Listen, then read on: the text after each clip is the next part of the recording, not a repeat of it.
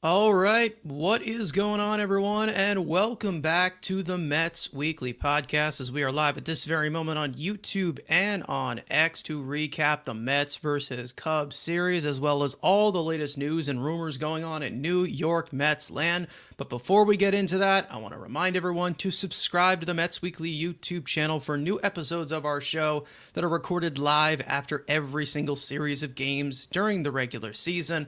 For those of you watching or listening on playback, you want to join the conversation in the future, make sure to turn on those post notifications to know when we go live. For those of you in the live chat right now, we love reading your comments, your questions, your concerns, all that great stuff. If you feel like you're being ignored, you're not being ignored, you're just being starred throughout the show. We'll try to pull up as many comments as we can to keep the flow of the conversation going.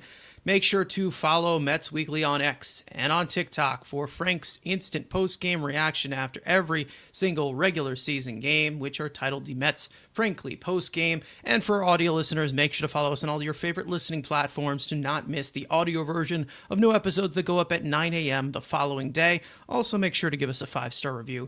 That would be greatly appreciated. So without further ado, let's get into episode number 172 of our show.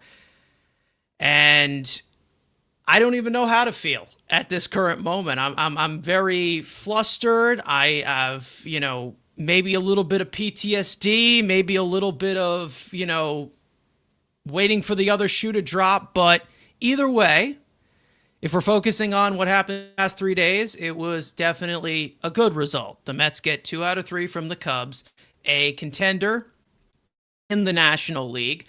And they continue to do this pattern where they chest up well to good teams, and then the lower ranked teams or teams that they should beat on paper, they kind of just like to sag off against. Now, the team that they are playing today for the next 3 days is not going to be in playoff contention, which they usually aren't, but they're usually the catalyst for being pesky against the Mets. So it should go well.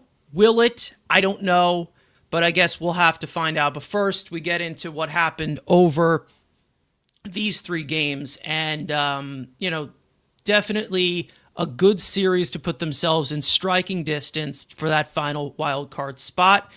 It hasn't been pretty. Frank, I know you can agree, but they got to get it done somehow. This whole season has not been pretty, and that's why we're in the position that we're in. I mean, I don't think, going into the year, we predicted that, that last series against the Marlins, that is what is going to decide if the Mets reach the postseason or not, because if that's the case, that means that this team did not live up to expectations as far as win total. They obviously hit the under as far as what people expected.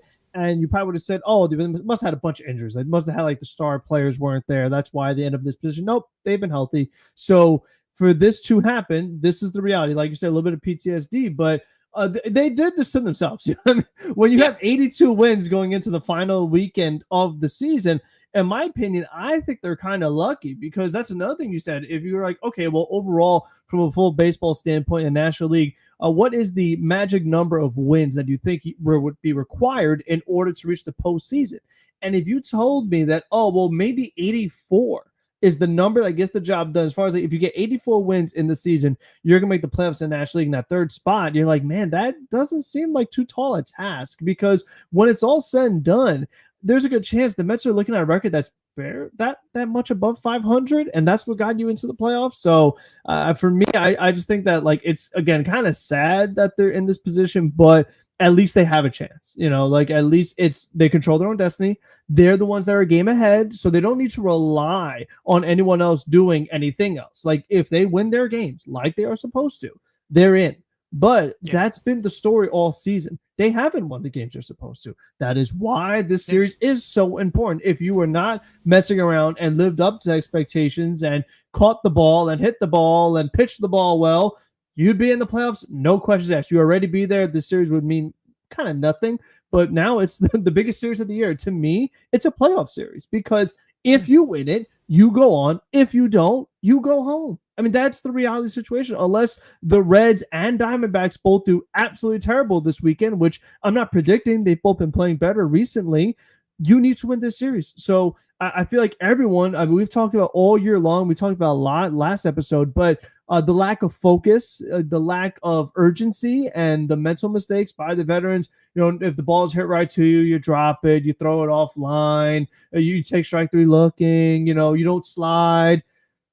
I mean, if you're not doing that this series, if you are not fully focused, treating it like it's a playoff series, and this also goes to the manager too with the decision making, if you are not treating everything in here like a playoff series, then I don't know what to tell you. You know what I mean? Because it's like I don't know that just kind of going through the motions is going to get the job done here. Because as we know, the Marlins can beat the Mets any given day. And especially this Marlins team, when they're not that far off from the Mets record-wise. We've seen terrible Marlin teams beat the Mets way too many times. So they've got, I mean, what they got to play for is trying to make sure you don't get in. That's literally their goal. Yeah. So it's going to be a huge series. And again, I just want to see, like, are we ever going to, because now it's like, oh, well, you know what? This team has a ton of talent. Let's see how they play in the playoffs. Again, to me, this is the playoffs. Like, let's see it. Let's see you turn it on. Everything's going to be fine. Everything's going to be okay. You know, we're going to break out of it. You know, we're going to get hot at the right time. Well, now is the time. This is literally it. So let's see. Is there going to be any difference? Are we not going to make mental mistakes? Are we going to play like a playoff team in playoff games? That's what we're going to find out this series. Yeah, I mean, it's definitely come into question what the future of this team will hold. I think that this is basically the defining series of where they're going to go and what they're going to have to address. I mean, we've talked about things within this team internally that they're going to have to maybe consider changing, that is probably not going to make a lot of Mets fans comfortable having those types of discussions. But when a team continues to underperform like that, you got to answer those tough questions, because you can't just keep running this thing back and wasting things away when you've seen plenty of times where the team just can't come through. And it's not great when you look at an entire season of them constantly not being able to come through in these certain moments and not being able to. It all basically rides up to this type of situation that they're in right now. Everyone was getting on us plenty of times, talking about, you know, us being too negative or things, and we've talked about this before with series that they lost to the Reds, with a series that they lost to Arizona. This could play a factor in your postseason in your postseason fate here, because they didn't win those extra games against those certain teams. They have had plenty of bad series against teams like the Nationals just recently. They've had some bad series against some may say that they did not play well against the White Sox. They were beat up by the Pirates of all teams. I mean, there's been plenty of teams that have taken advantage of the Mets' constant lack of effort, which we knew the team was, they were capable of beating these teams, but they weren't showing it whatsoever. And that was the most frustrating part about it. Those type of losses add up. They do. They will add up. And that's why they're in this position right now. Unfortunately, we can't really look back. What's done is done. At this current moment, I don't know what my confidence level is going into this series. I don't know what my confidence level will be going into the postseason. I know it's not going to feel as good as it was last year. So we'll see how it works. Maybe there's a time where they get hot. Maybe they do have another August month like they did. But putting it all together seems like a really, really tough task for this team, whether they make the postseason or not. And that's what definitely scares me about this team. And I don't know what direction they go in if they're unable to complete what we want them to complete. Because we've seen last wild card spots go to the World Series. But I can't tell if this team has that type of mentality, that type of winning message that is sent to consistently do that, because every game counts in the postseason. Every pitch counts in the postseason. There's no trap games. There's no this. You have to perform or you're done. So I don't want to hear it anymore. I don't want to hear any more of the, all this magic or whatever. The Mets are going to have to prove it. And it hasn't really been much proving this year. And I hate saying it like that when you're still in playoff position, but we expected a lot more. We expected a lot more than a less than possibly 85 win team. We expected a lot more. I expected I was down on that 2023 team to win 80. I expected them to win 84 games. Turned out to be right about that because that team ended up selling at the deadline. This team, as flawed as it may be, I at least expected 92, 93 wins. Nowhere even close. Nowhere even close. Even worse than the team that got off to such a horrendous start last year, which is just unfathomable. And it's just a weird feeling to have while you're in a playoff race. Sucks. I think, you made a good point of putting it all together, because even if you do see, let's say the bats wake up, Nemo continues to swing a hot bat, Lindor swings a hot bat, let's say Soto and Pete do something. Does your pitching hold up? Do you get some good starts out of your guys? Does your bullpen hold up? Are you going to make some plays in the field? Is the manager going to be good? And I think on the flip side, if you get a gem from a starting pitcher, they pitch really good. Did your offense come through? Did you get a bunch of runs on the board? Did you catch the ball around them? It just, like you said, getting it all to work at the same time for an extended period of time is something that has not happened yet at any point this season. Even when the Mets were 21 games above 500 and they were in first place and everything was great, the hitting was still not where it needed to be. So, like you said, there's been no point in this season where they have clicked on all cylinders in all aspects, which, if you want to be a team that makes it to the World Series, you need to do. You have absolutely got to do it in any part of the postseason. If you have like a major flaw where you can't catch the ball, you can't score any runs, your pitchers can't get out of the fifth inning consistently, you're getting eliminated. Like, you are not going to get very far if you have any of those issues. And for this Mets team, at different parts, we've seen all of these issues, and they kind of, if you don't have one, the other one shows up. So no matter what, it always feels like they got one of them going any given night. So that's why it's like, it's time to see it. Like, what are you made of? That is what we're going to find out in this series. And like you said, if they make it, then we'll really find out what's this team capable of. And then it will give us a much better indicator of how you approach your offseason. And like you said, uncomfortable decisions, definitely some uncomfortable discussions, because like you said, they have put the same group together year after year. In theory, on paper, seems like a massive upgrade. Like, it's supposed to be a better team, but they're worse. And that team last year, we have to remember, was under 500. They had one of the worst records in the National League going into June. And to your point, still have a better record than this team did, when this team, other than opening series, did not have an under 500 record at any point this season. So it's just kind of been the like, win one, lose two, win two, lose one. That's been the case all season long. They've had, was it 3 7 to 8 game losing streaks? I think that's a record you don't want to have. I think they had 1 7 game winning streak. So that's just kind of what we've seen. The 0 to 100. It's either really good or really bad. And there's been a lot of really bad in many different stretches. And that's how you end up in this situation. And you know what? We're going to get to the Cubs series next. It's a good thing they won it, because with how the Reds played against the Pirates, they needed to win as many of these games as possible, or else this series against the Marlins would become even more difficult. They're fortunate that no matter what, they already have a 1-game lead. They don't have the tiebreaker, but I mean, at least that's something that you have in your back pocket. They don't have to win all 3. You would like to, just to give you just some kind of comfort, but at least they have that going for them.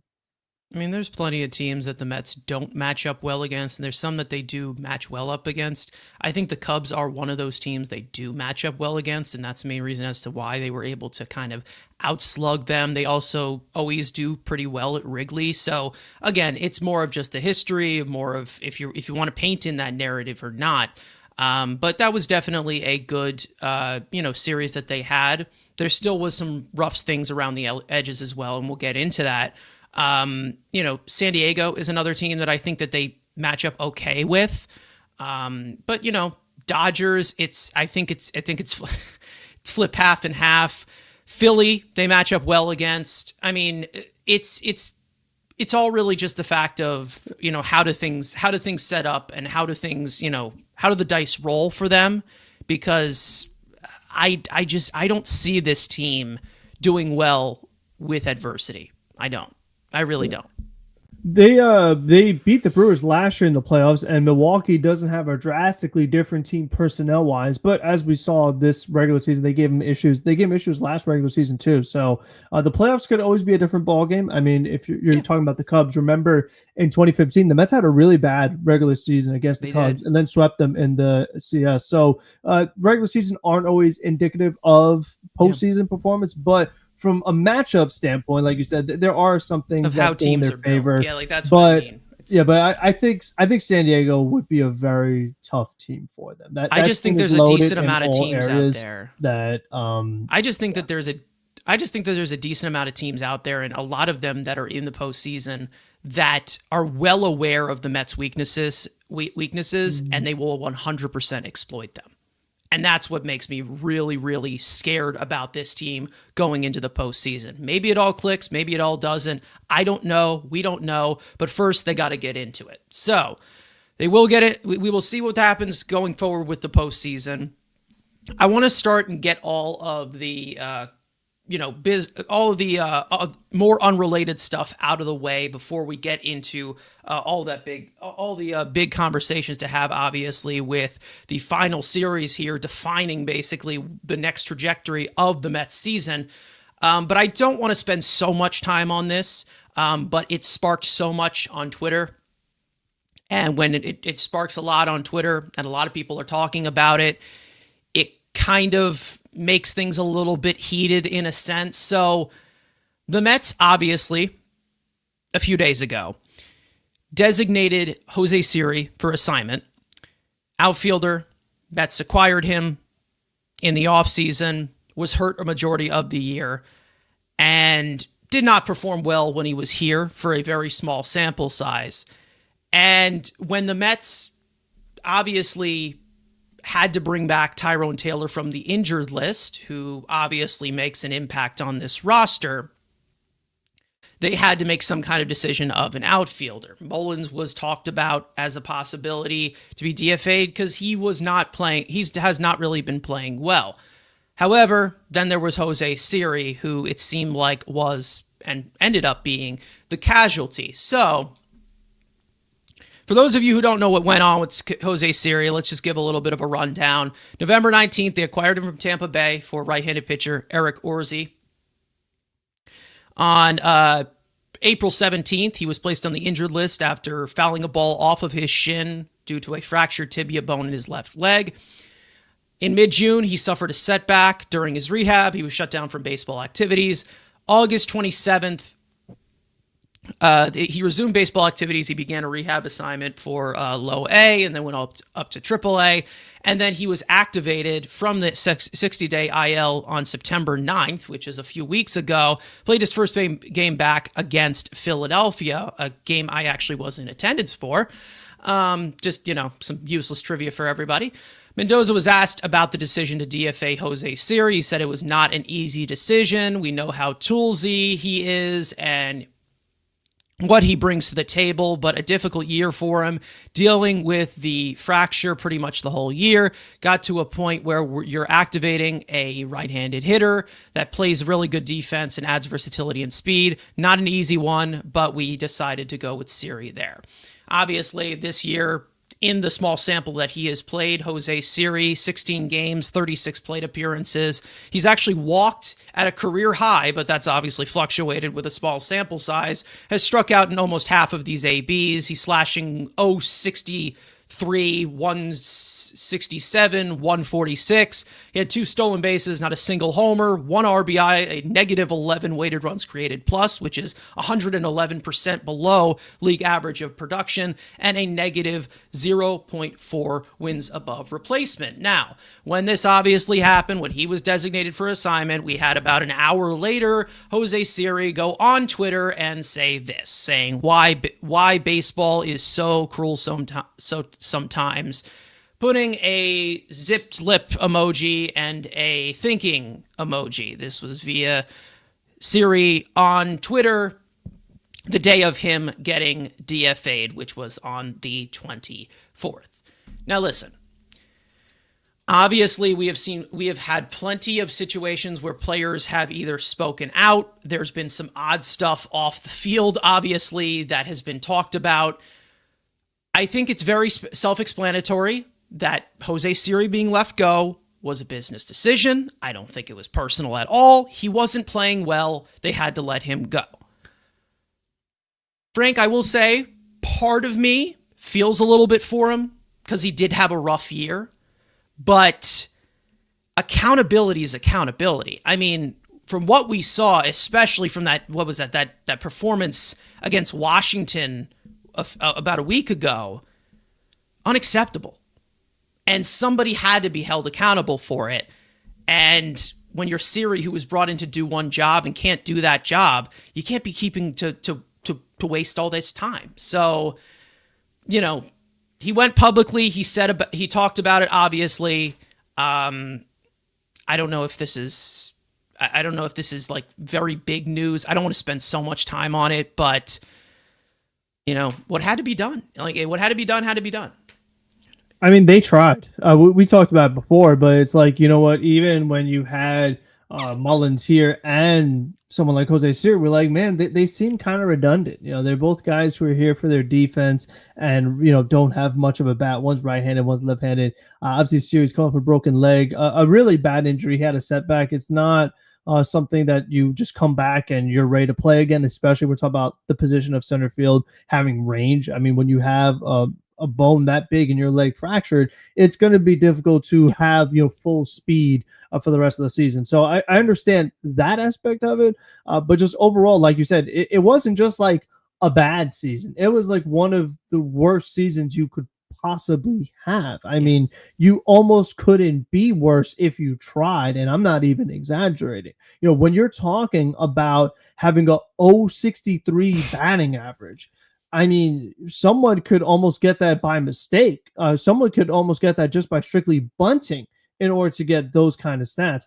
And like you mentioned, the high strikeout percentage, a lot of times, I mean, it was quick work. Like he wasn't working long counts or anything like that. And again, just me from a swing mechanic standpoint, it didn't look like he was swinging a bat. I mean, there was just no rotation. I mean, it was an absolute disaster. And we knew that he was not a great hitter in his career. I mean, we already expected that. We knew he was a defensive first center fielder. But what we saw was just nowhere close, even by his standards, which are very low offensively. Nowhere close to that. I mean, he batted 187 last year, but at least he gave you 18 home runs. To your point, in, was it 16 games, 0 home runs? Like, that's not what you want to see at all. So there was just nothing going for him. There was no improvement. He was bad before the leg injury happened. I know it was only a few games, but then he came back from the injury and he was no better. So I mean, probably worse. Probably worse. But like both halves of the season, he was not good.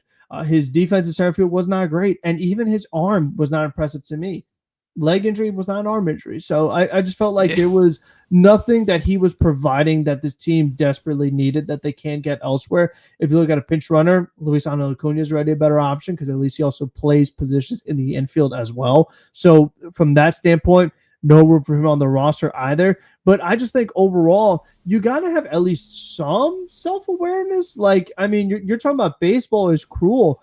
As a fan, what you were making us watch and suffer through was cruel. I mean, this organization paid you millions of dollars, and this is what you have to show, a negative 15 OPS plus. I mean, what was that, 115% below league average? I mean, again, how much worse can that mathematically get? I mean, that is how bad of performance we are talking about here. And again, not making up for it with the glove.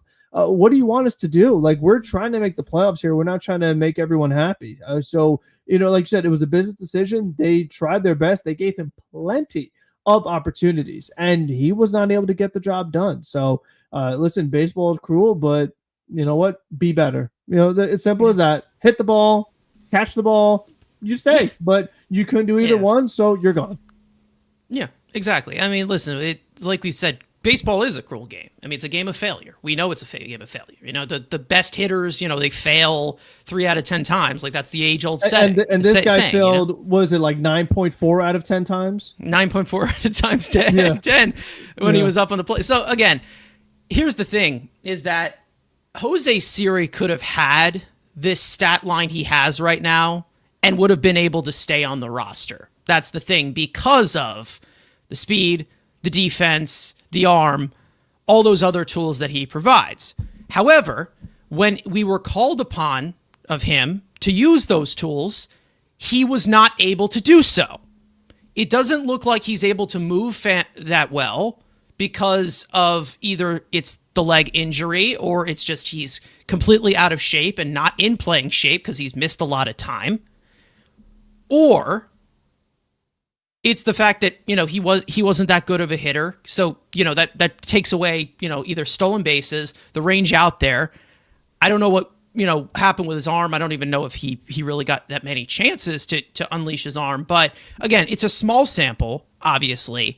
But again, if he's costing you games that are that important, or costing you runs that are that important, that's not great. The only redeeming quality about him was his defense, was his overall tools. I thought you were going to say the color of his glove and his shoes. No, I mean, he is a very, you know, he is a very vibrant presence. Let's just say that he has aura. But like, in all seriousness, he wasn't good. Like again, I do feel for him in the sense that it was a lost season, but like, these are the parts of this game that are just heartless. There's nothing that you can do. Like, decisions have to be made. And like we even said, you know, like, uncomfortable, tough decisions have to be made by front offices all the time. And like we said, you know, maybe there is decisions that have to be made that are going to be seem more to extreme to some Mets fans that have nothing to do with the level of Jose Siri. So even if the Mets were to talk about, you know, keeping Jose Siri here, it didn't seem like he had the ability to give the value that we expected. And I know a lot of people will point to Eric Orsi pitching decently in Tampa. It seems like every single time Tampa gets a pitcher, they are able to get something out of him. So that's basically nothing new. To be honest, it doesn't even bother me. I'm so numb to it at this point. To be honest, I don't even know if Eric Orsi probably could have succeeded here, to be honest, because it seems like every time you put on the Mets uniform, you walk, I don't know, half of the batters you face. So I don't know. We'll see, you know, how they construct this roster for the postseason. But Jose Siri will not be on it, and likely he will be released after he goes through waivers, because I don't think anybody's going to pick him up. No one's going to be desperately like, oh, well, he's not going to be postseason eligible, and yeah, let's just pick him up for these last 2 games. I could see the Marlins picking him up tomorrow and, you know, putting him in the lineup just to troll us. But, you know, in all seriousness, he wasn't good. Didn't work out. He didn't do what he needed to do, and that's just the heartless part of baseball. And I get it. You know, if you take it personally as the player yourself, but as for fans, from our perspective, we're trying to win here. You weren't helpful with that, and that's it. It's not personal in any way. You know, that's just how it is. So I mean, listen, like I said, I feel for him. Rough season for him. Rough year, lost year for him. But we'll see what happens. Will he get some kind of revenge home run against us in 2 years? Maybe. Who knows? That's kind of just what usually happens of the Mets when they anchor somebody. But as of right now, I don't think that they need to worry about it. Because Tyrone Taylor's back. And I think we all saw the impact that Tyrone Taylor can have on this team. Even though it's not frontline impact, it definitely helps this team. I think the defense got so much better with him coming back. Like, it already just completely got better with him coming back with defense up the middle. So, again, whatever. Tyrone Taylor is back. Jose Siri is out. If there's anything else that you want to add about this, and then we'll get into the Cubs series of what happened at Wrigley. But I mean, there's not really much else to say. It's like, yeah, I think just his routes going after the ball would definitely was some concern. I mean, I felt like a lot of times he was turning the wrong way, or just the way he was going about even going after it was concerning. Like, that doesn't have to do with your leg either. And then to your point about the arm, not much of a sample size. Well, Tyrone Taylor, as soon as he comes back, he throws out a runner at home plate in the Cubs series. And it's like, boom. I mean, talk about instant impact defensively once Tyrone Taylor is here. And you see that happen. You're like, oh, wow, that's what a good fielding defensive center field does. And it's like, Taylor's not great, but these other guys are just so bad that they make him look decent.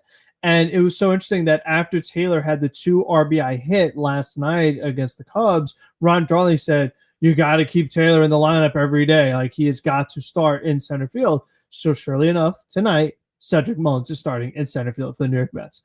I don't know if this is because Taylor is not fully healthy or they're trying to ease him back, but like we said, you should be treating this like a playoff series. You only have 3 games left. Man, I really thought that Taylor would have been the lineup because he should have been the lineup. However, he isn't, and Cedric Mullins is, which he has done nothing, absolutely zero as a Met to warrant getting a start in the last series of the season. Unfortunately, I know exactly why he's in the lineup, and that's because of his career against Sandy Alcantara or Alcantara. But, you know, the more of just the track records, and we have so much talent on this team, I don't know how many times we can administrate that type of message until it just completely fizzles out. But Will White saying, you mean the Taylor that you all wanted gone? I never wanted him gone. Maybe this guy next to me wanted him gone for a second. I don't know. I just want people who could like hit the ball. I mean, I know it'd be such a tough task. He's wearing number 15 at all. He could at least hit. That'd be great. Yeah, well, they should have retired 15. I don't know what to tell you. They should have. No, they definitely should have. But if it was, Taylor batting ninth, like we said, but that's what he can provide for this team. And he's also the best line drive hitter on this team. Like, believe it or not, he is the best line drive hitter on this team. If you didn't know that, for a team that pounds the ball into the ground, that's something I will take from the 9-hole too. But he used to hit more home runs when he was in Milwaukee, though, and he doesn't do that anymore. God, I wonder why. I wonder why. I really do. But, we don't have time for that. Musket Smoke saying, short of health related, Taylor should be in. I do agree that Taylor should be in. But I think that he'll get a decent amount of playing time, but I guess, Cedric Mullins' career against Sandy is what's taking priority here. I don't know. But we'll see. Taylor is, best described as a fourth outfielder, as a part-time player. Unfortunately, all the other center field options we've had has made him kind of an everyday player. With him going down, I think everybody also realized what they were missing with Tyrone Taylor and what he gives you. He's a smart baseball player. He's actually one of the few on this team that doesn't make that many mental mistakes. Like, he really is a smart baseball player. He's one of the few on this team. And that says a lot when you're talking about a team that, is supposed to have these supposed star leaders on it. Tyrone Taylor, who is nothing close to a star, is that guy who gives you those types of intangibles in the margins. I also do think that Tyrone Taylor should be in center field tonight because of how big the center field area is in Miami, but I guess we're taking offensive potential or offensive track record over this one, but it's whatever. We still need to see the big guys step up. No matter what, we can nitpick the bottom 3 of the lineup, but we're going to have to see something, at least, from this offense to not show the inconsistency or the low floor or the high, or but maybe show the high ceiling against a Marlins team that they should be beating. But, we'll get into that Marlins series. Let's actually start off with this Cubs series of what actually happened before we get to this point. We'll obviously start off with Game 1, and that being, of course, Francisco Lindor leading the game off as the first batter with his 29th home run of the year, to put the Mets in front out of the gate, but David Peterson would make the start, and even though the defense behind him was not great, he was not any better. Unable to get out of the second inning, surrendering 3 hits and a walk, and only getting 1 out, Huskar Brazaban would come on to finish the frame with a strikeout and a ground ball to close the book on Peterson. An inning and a third innings pitched, 5 hits, 5 earned runs, 2 walks, 1 strikeout on 42 pitches. Brazaban would come back out for the third and toss a scoreless frame with 3 ground balls. He'd come back out for the fourth as well, and after a 1-out single, he'd get plagued by the Mets defense as well, with 2 costly throwing errors by Jeff McNeil, putting the Mets in a 6-1 hole after 4 innings. But in the fifth, the Mets would fight back after a leadoff single by Starling Marte. Francisco Alvarez would reach on a fielding error by Bancy Swanson, making it first and third. Francisco Lindor would drive in his second run of the game with an RBI ground out. Juan Soto would follow up with a walk. Pete Alonso would make it 6-3 on a hard line drive single to the opposite field for an RBI. And Brandon Nimmo would tie the game at 6 with his career best 25th home run of the year to erase a 5-run deficit. Ryan Stanek would pitch the fifth and work around a 1-out walk to toss a scoreless inning with a strikeout. In the sixth, after a 2-out double by Jeff McNeil and a walk to Francisco Alvarez, Francisco Lindor would give the Mets the lead with an RBI single. However, after getting the first 2 outs of the inning, Gregory Soto would lose his third batter to a single. Tyler Rogers would come in and allow that base runner to score on a walk and an RBI single to Seiya Suzuki, tying the game back up at 7. Rogers would come back out for the 7th, and just like Soto, he'd get the first 2 outs with ease, but surrender a single, a stolen base, and a walk, forcing the Mets to go to Brooks Raley, who would keep the game tied, striking out Pete Crow Armstrong to end the inning. In the 8th, Brett Beatty would lead off with a bloop single. Pinch runner Luis Angel Acuna would steal second to put the go-ahead run in scoring position with 2 outs, setting up Francisco Alvarez, who would launch his 10th home run of the year to give the Mets a 2-run lead. Edwin Diaz would come in for the 8th and bid for a 6-out save, and he would retire all 6 batters he faced, striking out 5 to end the game, securing a huge comeback win in the series opener, 9-7. Game 2, Jonah Tong would get the start, and after fighting through the first 2 innings, he'd struggle mightily in the third, not getting a single out, surrendering 2 singles, 2 doubles, and a walk, as 5 runs would come across. Richard Lovelady would finish off the inning to close the book on Tong. 2+ innings pitched, 7 hits, 5 earned runs, 2 walks, 1 strikeout on 56 pitches. Lovelady would come back out for the 4th inning and surrender a leadoff home run to Matt Shaw to make it a 6-0 Cubs game. The Mets would get on the board in the 5th after a leadoff single by Mark Vientos. Francisco Alvarez would launch his 11th home run of the year, a 2-run shot, and his 2nd of the series. Richard Lovelady would come back out for the 5th and walk his first batter as the Mets would pull him for Clay Holmes, making his 2nd appearance out of the bullpen this season. Holmes would get plagued by more horrendous Mets defense. After getting the first 2 outs, Mark Vientos would commit a throwing error and a run would come across. Holmes would throw a wild pitch to bring in another run to make it 8-2 Chicago. Sean Manaea would pitch the 6th in relief and struggle as well, surrendering a 2-run homer to Michael Busch to extend the Cubs' lead to 10-2. Ryan Helsley would get the 7th and toss a scoreless inning with a strikeout. In the 8th, Juan Soto would launch his 43rd home run of the year, a solo shot to make it 10-3.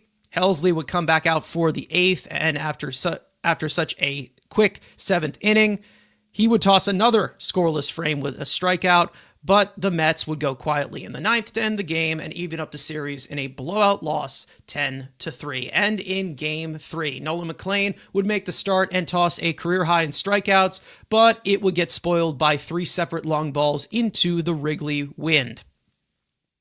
He'd pitch into the 6th and get 1 out before surrendering his third home run of the 9th, a 3-run shot to Seiya Suzuki. He'd exit immediately after, ending his day with 5 1/3 innings pitched, 5 hits, 5 earned runs, 2 walks, 11 strikeouts on 94 pitches. and Ryan Stanek would finish the 6th, working around a hit of his own. The Mets would jump out to an early lead in the 1st after a leadoff walk to Francisco Lindor and a double to Pete Alonso to make it 2nd and 3rd.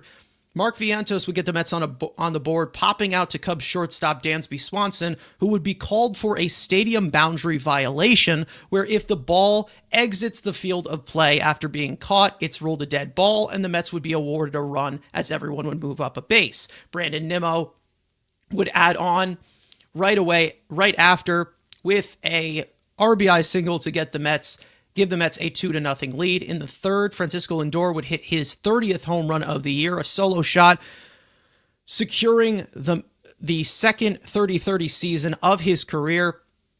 The Mets would continue to beat up Shota Imanaga in the 4th after back-to-back one-out singles by Brandon Nimmo and Luis Torrens. Brett Beatty would rope his 18th home run of the year, a 3-run shot to the opposite field, extending the Mets lead to 6-0. Up 6-2 in the 6th, the Mets offense would keep adding on after a 1- and 2-out singles by Brandon Nimmo and Brett Beatty. Tyrone Taylor would slash a 2-run double, giving the Mets a 6-run lead. Brooks Raley would pitch the 7th and strike out the side on 14 pitches. Tyler Rogers would toss a 1-2-3-8. And Edwin Diaz would notch his 28th save of the year, working around a leadoff bloop single with a game-ending 6-4-3 double play to take 2 out of 3 in the north side of Chicago in Game 3, 8-5. The Mets are now 82-77 on the season, with 3 games remaining as their magic number to clinch the final wildcard spot in the National League shrinks down to 3, as they hold a 1-game lead on the Reds and a 2-game lead on the Diamondbacks going into tonight. So obviously still plenty to unpack in this series. Still some stuff that was rough around the edges, but it looked like the Bats were able to prevail. Frank, come back in Game 1, not so great in Game 2, but Game 3, they were able to hold on and also repeat offender again against Shota Imanaga, who I believe they tagged for like 9 runs last year as well in Wrigley. Yeah, so they got him in They were able to respond with yet another. So overall, solid series, but still plenty to point out. A lot went on in these 27 innings of baseball. Yeah, I mean, some of it I think is Wrigley Field. On both sides, seeing the amount of long balls that were hit, I felt like it was particularly noticeable on the Cubs standpoint. Seeing Nolan give up 3 home runs, that's just not what he does, not something he did in the minors. To this point in the major leagues, he had only given up 1 home run in the small sample size. So when you have like that many things going on with the home run ball, that's Wrigley Field. When you have guys falling into the crowd and, stadium boundary violations, that's Wrigley Field. You know what I mean? Like, it's just a tricky place. Things can definitely happen with wind and things of that nature. But overall, like, Game 1 felt like a big game as it was happening because, we talk so much about not having much of a fight. If you go down early, like, that's kind of it. You don't see this team really able to bounce back, get back in it, fight back. And they were able to do that. And for me, obviously, Francisco Alvarez hitting that home run late, that was big for him. It was big for me. It was big for the team. And I hope that if they do what they're supposed to in this Marlins series, it's a play that we can look back on as being like, wow, like when we talk about, the Mets yearbook of 2025 on SNY, like that's one of the games I feel like you're going to show. The Mets make this big comeback. Alvarez is this huge home run and they win the game. I feel like that's going to be one of them, in my opinion. It's a tough Cubs team. It was Game 1 of the series. And you're just hoping that, like, when you see these moments, like same thing happened last week when Alonso had his big hit in extra innings. Like, you always want to say, like, okay, this is the turning point. This is where they're going to get on the run, and like it gives them the energy, whatever you want to call it, to make a push here.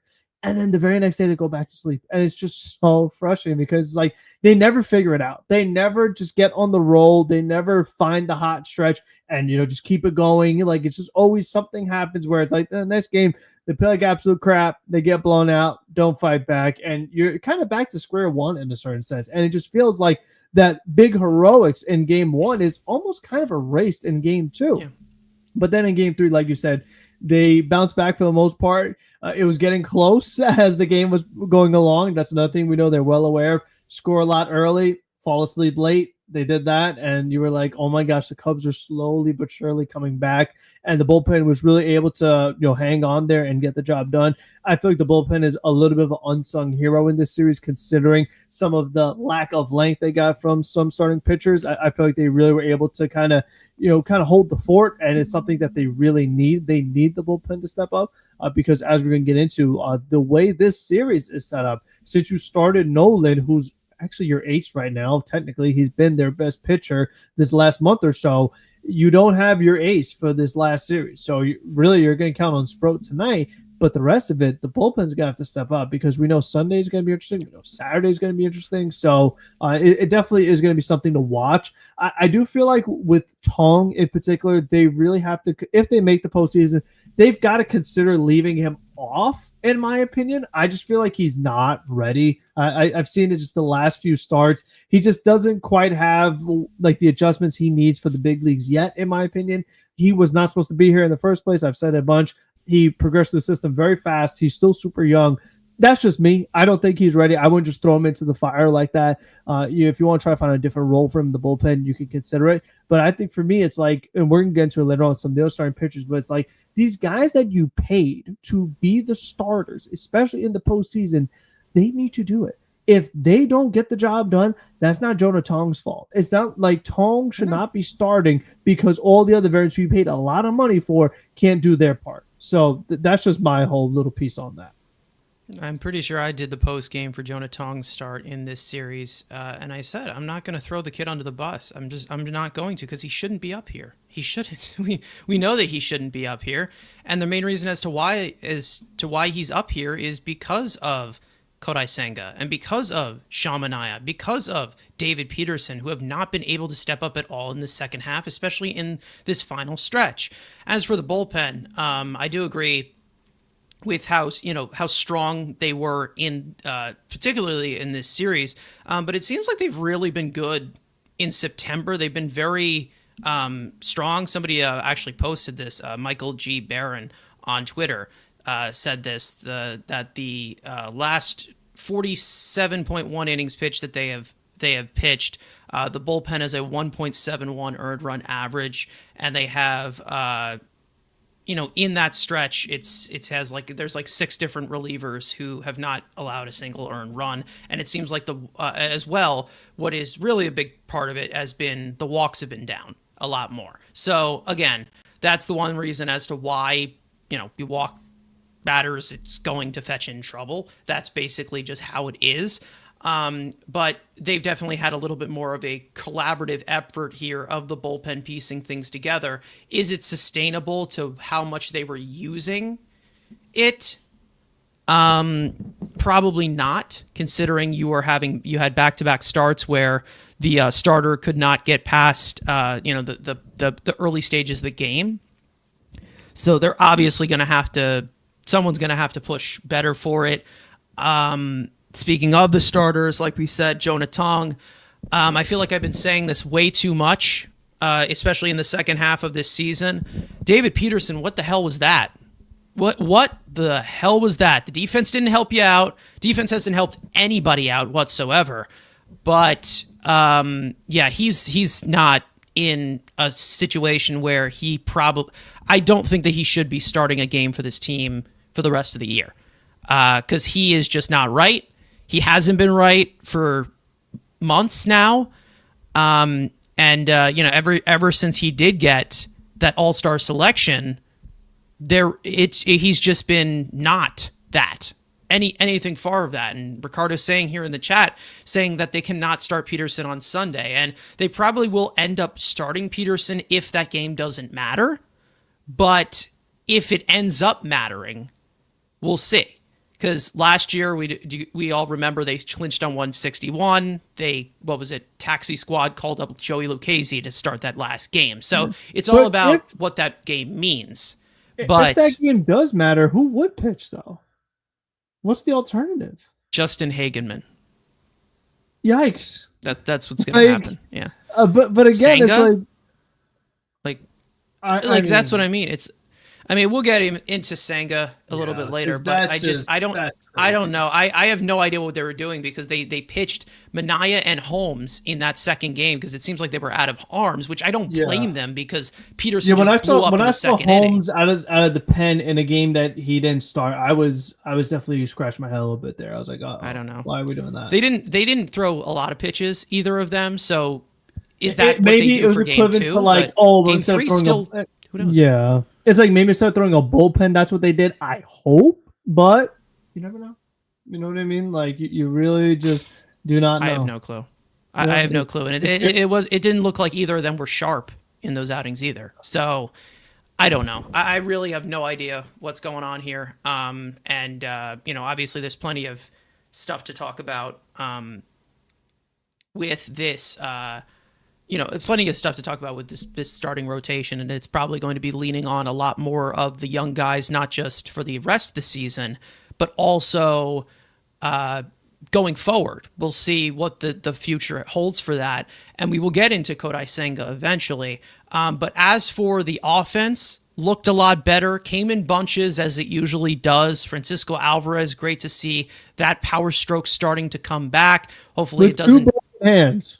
With two broken hands, and now it seems like he's a little bit even more banged up, so I'm sure that'll derail him and we'll just go back to square one. He's DHing tonight, so He is DHing tonight. Yeah, piece. Vientos is not in the lineup, so, and you know what, the way he's played lately, I get it. So and that's what you have to do. Like, we're talking about making tough decisions, but when this game is like a playoff series, you have got to just go with your best options. And if you're saying Torrens behind the plate defensively, I get it. Alvarez is back, keep that in the lineup. He's swinging well lately. Okay, I get that. So that's what we got to roll with. No Marte, he's not in the lineup. So it's interesting, that this is what they went with. And even to see Brandon Nimmo make a start in center field, that's something that we talked about on the last episode. I said McNeil because Nimmo hadn't really played much center field this year, but he did make a start out there. And it's like, you see that that's kind of the situation we're in. And that's something that they might have to do because when it comes to this point in the season, you just have to put your 9 best players out there. Whether they're the best fits, best defenders, it might not matter. Like, you just got to say, what gives us the best chance of winning this game? Those are the 9 that start. Yeah, and Nimmo for majority of the season has been an eyesore in left field, so putting him in center field wasn't great. And it really just goes to show a lot of the flaws on this team. I mean, that's and in the process, they started Marte in left field the same day. So that was really like, wow. That's in Wrigley Field. That was quite a choice. An elite assortment of range right there. Marte, Nimmo, and Soto. What an outfield right there. What could go wrong? But they were able to overcome it, obviously, because that's what the offense end up being capable of. But we do need the pitching to at least keep us in the game and not having us to play massive catch up. Because I don't expect this rotation to dominate or do as well as they did for the first 2 months, but I expect them to at least go past either 5 innings or pitch into the 5th inning to give us somewhat of a chance. This leaving in the 2nd inning and 3rd inning, I mean, dear God, Jonah Tong, kind of what I've been expecting of the growing pains and everything. He's not ready. He pitched 2 AAA starts. There's a reason why guys don't come up here after 2 AAA starts, especially pitchers. But it was just such a rarity, obviously, and he's also a 22-year-old kid.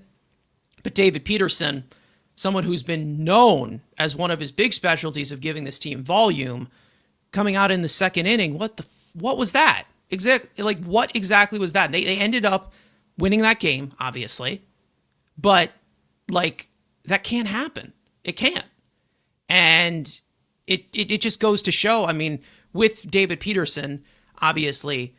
I mentioned it on Twitter a few days ago when he got kicked out in that 2nd inning. I said it's possible that the innings capacity has got to him. Like it's possible, but again, if he's 29 years old now, he's getting close to that arbitration. If you're he's getting close to that to free agency, you're bringing down the dependability of what you can show. And that's the main reason as to why, because of the innings total. Another reason as to why I'm like, okay, I'm not extending David Peterson. I'm not giving this guy any money. I'm not locking him down long term because we haven't seen a actual remote full season of this guy. Like, we haven't actually seen 150, 160 innings from this guy. And I know that it's different with starting pitchers, but when you're getting this constant flame out in August and September, he's done this before. 2022 completely flamed out in that regard. He was injured for a majority of last year, came back in the middle of the season and was good to the end of the postseason. But if you get that burnout out of a certain amount of innings, what good is it? Like, what good is it? And that just makes him undependable. You can't depend on him because, again, burnout's burnout, but it's like the same thing that we're talking about with Siri. It's like, if you're not good to go, if you don't have the conditioning to go, you got to make a decision here. You know, it can't be gone on to, you know, being nice to everyone. Not everyone can win. You know, like that's basically it. And he's looking like a liability right now. Same thing but here's the thing. I can't just completely put the spotlight completely on him, even though I have a history with David Peterson, because NYM-MIA has been just as bad as well. Kodai Senga had to be sent down to AAA, and we'll get into him in a second. But beforehand, let's get into some studs and duds of this series, obviously. Big series win, plenty of offense, some craziness, like we said. But Frank, I'll move it over to you with your stud. I think I know exactly where you're going with this one, but for reassurance, you can tell us. No, since I already talked about it, I actually picked someone else. I'm going to go with Brandon Nimmo. I feel like sure. it's nice to see a good series from him. And now for his RBI total for the season, Nimmo's above 90 RBIs. That definitely was nice to see. He had a big home run. And just lately this past week, he's been swinging a good bat. And I sent the recap, but like I hope it maintains. They really could use it. He's batting third tonight. So, you know, ideally one of your best hitters bats third. So you want them to perform. That would be great. You know, batting in between Soto and Alonso. So he was hitting off lefties. He was hitting off righties. He had a 3-hit game in there as well. So I just felt overall it definitely was some encouraging signs offensively. And again, I just really hope it kind of maintains. I feel like it's been a very up and down year for him. Just overall, like the final numbers, the power looks nice. The RBIs look nice. But I just think overall, we talk about what Nimmo is. OBP, OPS, a little low, in my opinion, for what we expect from Brandon Nimmo. Obviously, the defense has been not great all year. Range, we're well aware of the arm. It's been an interesting season for him, and just how he overall fits within this team with some of the similarities that some players have as far as their strengths and weaknesses. They've had a tough time finding a spot for him in the lineup. He's kind of batted around 3, 4, 5. Like it just feels like they've had a tough time really just figuring out like how do we get the most out of him. He even batted leadoff a little bit. Like he's just kind of been all over this season. So I just think it's nice that if he's ever going to show who he is and why we're paying him the amount we are and what he could do, this is the week to do it. Yeah, absolutely. It seems like I don't know if there's anything affecting him or not, but you know, this guy's he's 32 years old now. Like it's not one of those things that, you know, he's the young spry high school kid that we drafted out of Wyoming. Like he's getting up there in age. So it's very obvious he's still producing individually, which again, the bat, I feel like you still have a few decent more good years left of. But physically, I think there's definitely a concern. It's going to probably bring in some conversations eventually about what the limitations are with Brandon Nimmo, because considering what we have been seeing from him in left field overall is not fantastic. But we'll see. We'll cross that bridge when we get there. But no, he had a great series, came through the huge 3-run homer to get them back into and complete that comeback, because usually we see the Mets, sometimes they fight back off of a large deficit, but then they can't completely finish the job. One of the main reasons as to why we see them, 0-68 trailing after the 8th inning. Another reason as to why.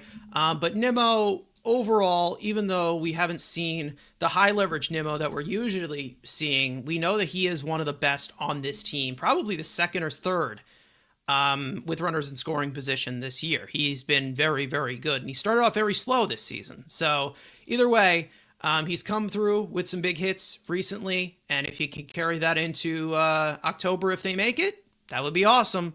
But again, we're getting a little too ahead of ourselves in that. I guess obviously we can mention Francisco Alvarez as well. The huge game-winning hit in Game 1. Game 2 seemed to be like one of the few that was alive as well. Another homer, hit it in bunches, did not play Game 3. And we've got some info on that in the injury report. But as for duds, I think they're pretty self-explanatory, and I think we've already talked about it enough. But Frank, I'll go back to you. Yeah, I mean, we definitely got to put David Peterson in there. We just, it's not like this is the first time this happened. Second half, it's kind of been like a couple months now. We've been seeing this far too often where he is just flat out not good enough, not getting the job done, not putting the team in a position to win games. And the expectation is higher for him than a lot of these other young guys. But I just think overall it's definitely been disappointing because he's someone that we've talked about like, oh, well, you know what? He's finally going to make it through the season fully healthy. He's going to likely be over 170 innings. And it's just like overall, it's like, yeah, you got that. But did you get a full season of a solid pitcher? And you did not. I mean, he's just been two totally different guys between the first half and second half. Props in for getting through it because a lot of guys didn't even make it through the season. But overall, you definitely do not feel confident when he is on the mound every time he's out there. And when it comes to facing the Marlins on last day of the season, being a left-handed pitcher, there's one guy that comes to mind that I just hope he doesn't try to replicate, and he's actually a Hall of Fame pitcher overall, but I hope he doesn't try to pitch like him in that last game of the season. I'm not going to say his name for the older folks, but for the younger people, if you know, you know, but I'm not even going to say the name. Ow. Just ow. I mean, he's obviously never pitched 30 games. He hasn't had 30 starts at all throughout his entire career. This is the first time he's gotten to that 30 that 30 benchmark. But, it's just a talk of burnout and the talk of dependability where he was our most dependable arm. And maybe, throughout an entire season talking about an Iron Horse arm, maybe he just isn't. Again, this is an easy way. This is a very rough and simple way to look at it.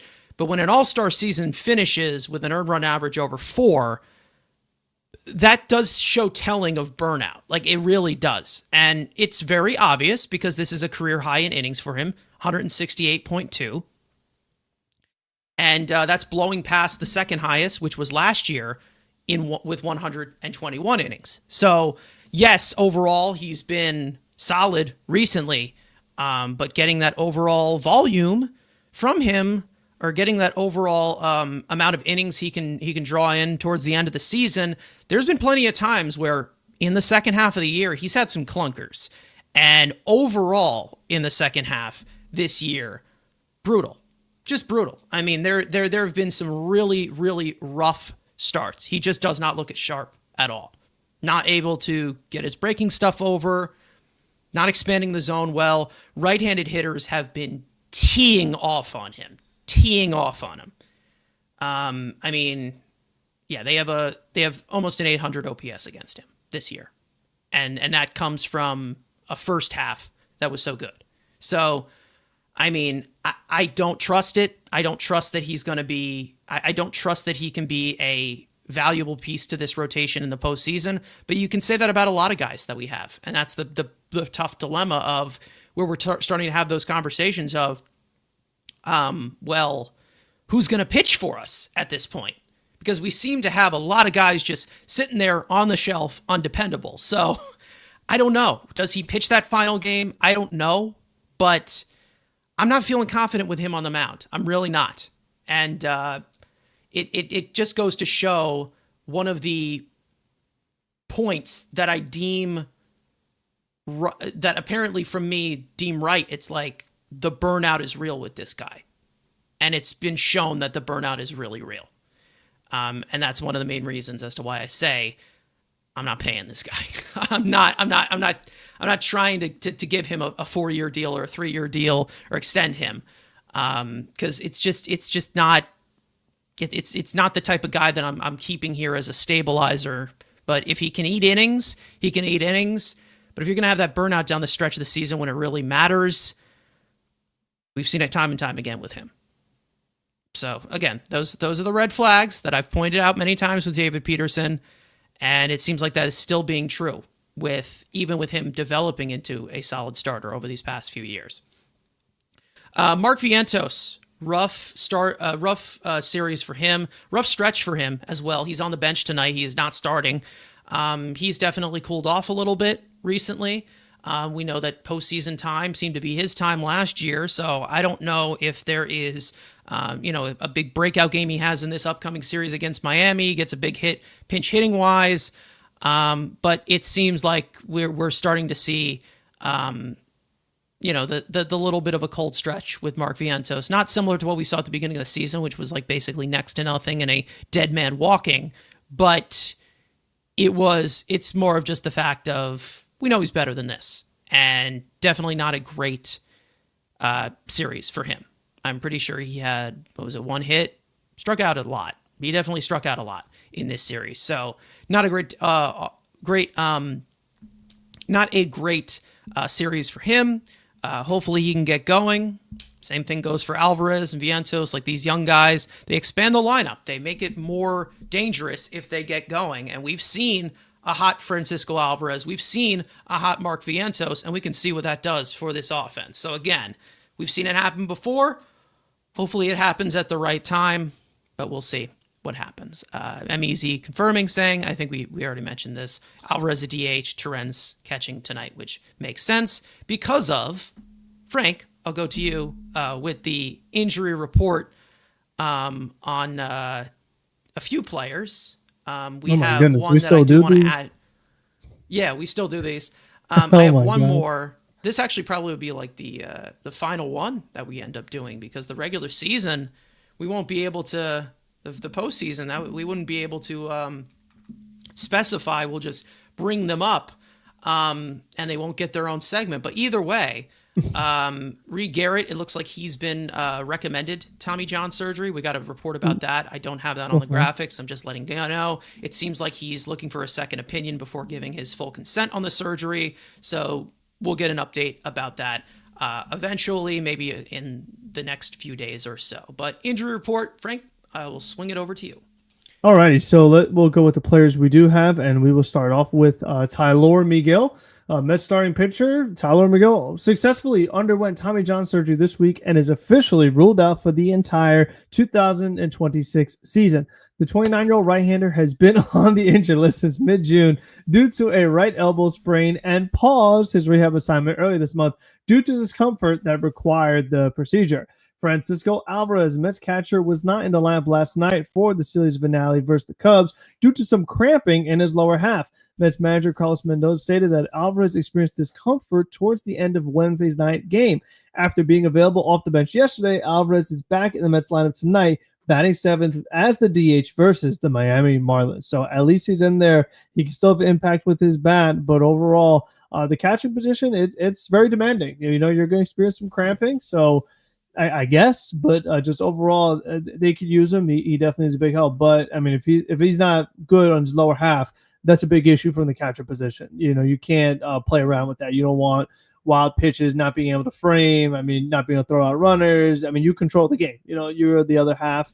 You're kind of the quarterback in a certain sense. So, like, you got to be able to make sure you're good to go. More of a point guard, so to speak. So I really hope that he's fully healthy soon. But I just think overall, I understand what the Mets did tonight. If that's what they got to do the rest of the way through, I'm not completely against it. They have some choices to make. I think one of the stud we need to highlight is Brett Beatty hitting the home run off Imanaga. We know the Mets have not really started him against left-handed pitching because he struggles so much against lefties. So to see him go opposite field, hit a big home run, there's going to be some choices they have to make in certain games. If you do face a left-hander, do you start Beatty? Do you start Vientos? And then that also begs the question, okay, well then are you going to put Alvarez back behind the plate? So these are things they've got to figure out. If it's not this series, definitely for the playoffs, is, who are your starters no matter what? That's kind of the question they got to figure out. If this is the combination you got to go with due to injury, that can happen, but we'll see how it goes. Yeah, obviously Marte, I know, has a good career as well against Sandy, but I think they just also wanted to get Alvarez's bat. Yeah, Marte not in the lineup. And I was thinking about this too. We talked about potentially pinch hitting, And it's like the one position you would pinch hit for, it would be Mullins, because you can't pitch it for Torrens since Alvarez is DH, and you would have to take the DH spot out of the lineup. So that's like the one pinch hitting spot. Other than that, I don't think you're really going to be using anyone else. And one other thing, Mendoza, I don't know if we mentioned this, but with the Mets rotation, it said like Sproat, Holmes, and then Sunday TBA. And Mendoza said, this is literally one day at a time. So that is not, very encouraging. It's scary. Like, we're talking about last game of regular season, potentially playoffs on the line, and it's TBA. That's not the good. Tom Glavine game is TBA. That's not what you want to hear. Like, that is so concerning to me that, like, you don't know who's starting the game that might decide if you go to the playoffs or not. That's wow. That's all I can say. Just brutal. Wow. Yeah, that's brutal. Just brutal. Yeah. And a lot of that has to do with a certain someone that I do want to bring up right now. Perfect segue. That being Kodai Senga.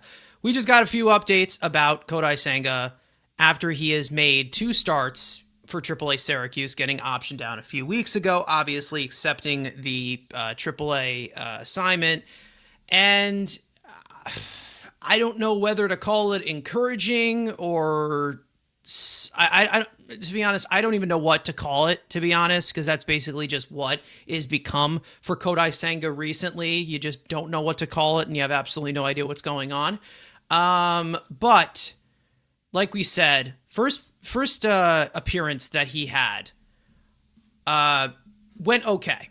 6 innings of 1-run ball, 8 strikeouts, seemed to have everything where it needed to be. The next one did not go so well. Couldn't get out of the 4th inning. Gave up a decent amount of hits. He also hit a batter as well. That's not even listed there. 4 strikeouts, 2 walks, 4 earned runs. Now, obviously, these are AAA starts, but it's more of results-based because he's not really coming back from an injury, or so we do know. Mendoza said on the physical status of Kodai Senga, physically, he feels fine. He feels he's healthy, but it's just not clicking, especially with the way that the ball is coming out.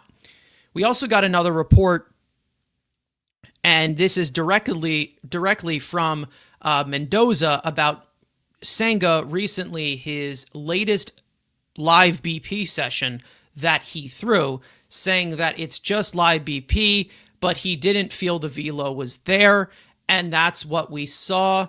So he's going to continue to throw. He's staying down there, and he's going to continue to keep throwing there. It was hot, and he felt the weather there too. That was a part of the report that we got from the pitching coaches, that the weather kind of got to him a little bit, and he got tired. Maybe you credit some of that too. They also asked him about his potential availability for the rest of the 2025 season at the major league level. He said, I'm not sure. We got to wait and see. He's still got to wait in Florida after yesterday, and we'll see what we got.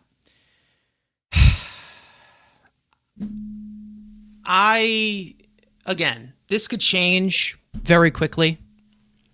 We could have a completely different discussion, whether it is next year, in the off season. Frank, I'm tapping out on Kodai Senga. I think I've reached my limit. I'm done here. And it's not just basically for the season.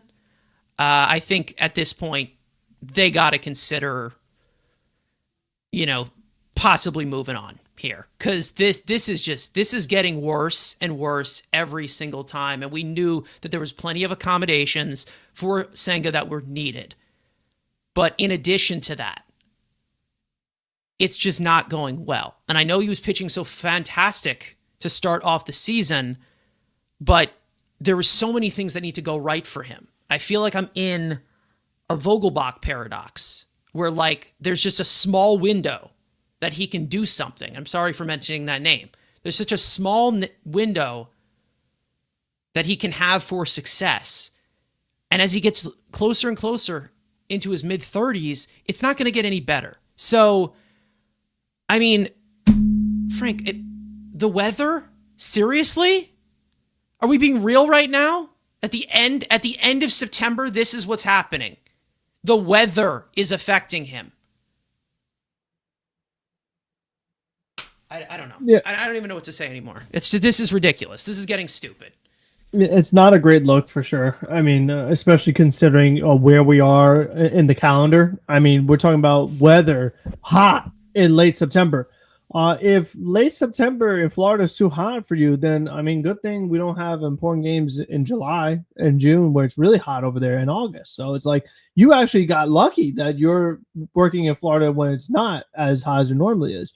But my counter is, well, what are you going to do when it's super cold in the playoffs? You know, let's say you did have to play a series in Wrigley and it's like, 12 degrees with wind.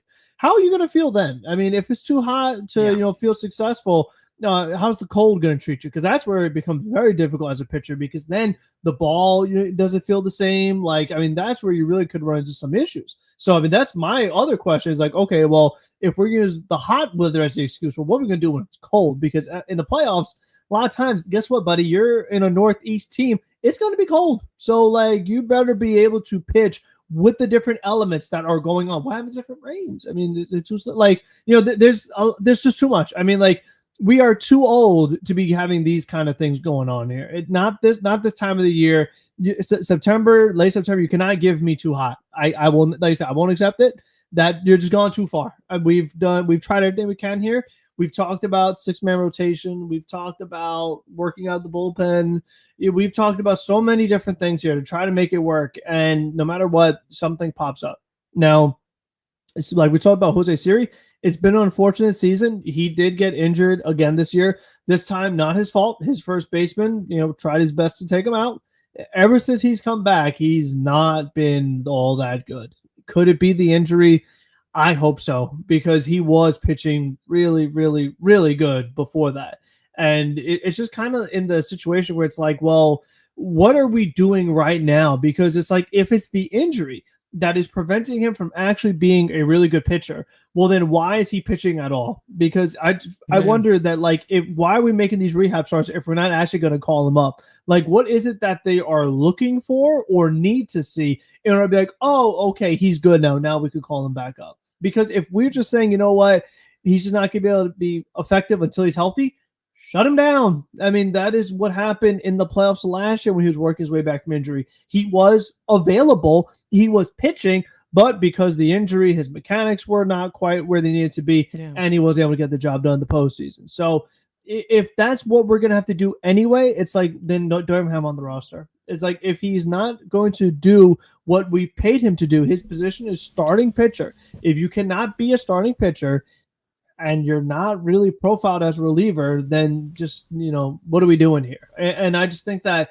the Mets, they haven't shown me much sense of urgency to want to call him up. I feel like Mendoza's comments have been very, like, telling. Like, it kind of gives us a really good indicator as to what's going on here. Like, he doesn't seem like he's very impressed or excited to try to get Senga back into the fold. I mean, he's been there for a few weeks now, not being in the minor leagues. And as you see on Sunday, we have, like, again, a game that might decide if you make the playoffs or not. We currently have a TBA, and we're not really talking that much about, could Senga be in the mix? Could he be someone that, like, listen, if David Pearson makes a start and right away is getting blown up, boom, we turn to Senga and see if he can give us something. That doesn't even seem like it's really on the table right now. So I just feel like, again, it's like, well, exactly what is going on here? Like, why do we not? I understand why we don't want to call him up, but if the reason is because he can't get right due to the injury, then we really should just shut him down.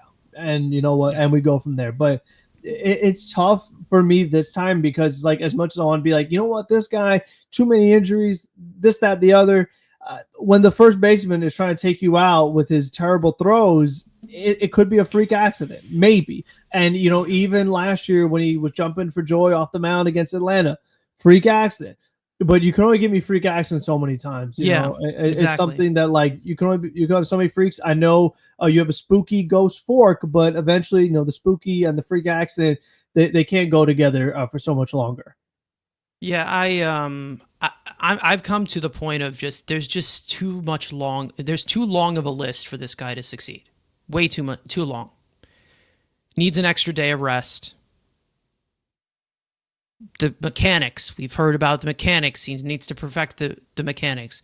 He has now had 2 lower body injuries without even making, like, barely even making, like, contact with anyone, or not even contact with the baseball. He also does have a Tommy John surgery clause in his contract. And then we also are seeing where he just can't, even when he is healthy, we're seeing 5 innings at minimum. This isn't an ace. This isn't a frontline starting pitcher. Aces are dependable. You can't depend on Kodai Senga. And the only thing that is really keeping him here is the fact that he's making back-end starter money. So it's not the fact that you are, saying, oh, we're paying him too much for this. That would be a whole situation that we had with Verlander or Scherzer or whatever. But, like, it takes so much for him to succeed that, like, is it even worth it? You can't depend on him. And even if you do say that he is right when he's fully healthy, if he's saying he's fully healthy right now, doesn't look like he's right. So what exactly is happening here? Again, I have said this multiple times, not on here, but I've said this privately with, some of our fellow creators. I said, I feel like we are going to get some surprise injury that Kodai Senga has been pitching through this entire time. And that's not going to make me excuse it. That's going to make me frustrated even more. So I don't know, like, you can't depend on him to do this. You can't depend on him to go out there every 5 days. You can barely depend on him to go out there every 6 days. Like, I don't know how many times they can continue with this and how long they can try. We already had a lost season last year. And once again, he gets hurt. If that is what is affecting him, then that's not a good thing. That's not good. I mean, we can look at it and use it as an excuse all we want. But, like, let's not forget that hamstring injury he had. They said it was the lowest of grades. Lowest. So, like, if he can't handle that, what exactly can he handle when he's about to be 33, 34, 35? I can't deal with this for another 2 years. I can't. Because it's a headache. It is a headache to have Kodai Senga on this team. Not personally. He's a great guy. I know he's a great guy. I have plenty of friends who have met him. Very nice guy. But, like we said, with the business side of baseball, we talked about Siri. Is it practical enough to move on with Senga as a valued member of this rotation with all the accommodations you have to make? And we all were willing to make them because of how well he was pitching. But when he's not pitching well, and we're seeing this inconsistency as he gets older as well. Remember, he had a full career in Japan as well. So what exactly are we going to get here for the next 2 years? We knew about the question marks of his health. That's always how it is with pitchers. But when we're seeing these types of stretches and we're seeing these things where, oh, well, he's not just right. When are you going to be right? Because this isn't a game one starter. This is barely a playoff starter. You can't depend on this guy at all. He's not dependable. And I think that when we talked about this entire thing with injuries and all these certain situations, it was a lot different with guys like Jacob deGrom because he was another level that we were willing to wait for. But with Senga, he's not the level of Jacob deGrom. He's not. So, again, there's a certain point where I'm like, what is enough? What is enough with this? Hot weather at the end of September. That is what is killing us. What is it in Port St. Lucie right now? 88. I don't know if that was the same as 2 days ago. Port St. Lucie weather. Let me look this up. And again, this is not going to be accurate because this was 82. That's what's hurting you? And it probably was a little bit higher. Maybe it was 91 or something. 88 or whatever. Like, how much is enough? How much is enough? The weather? Does it affect him with cold? He needs an extra day of rest. He needs his mechanics perfect. Meanwhile, an entire 162 game season will just pass us by.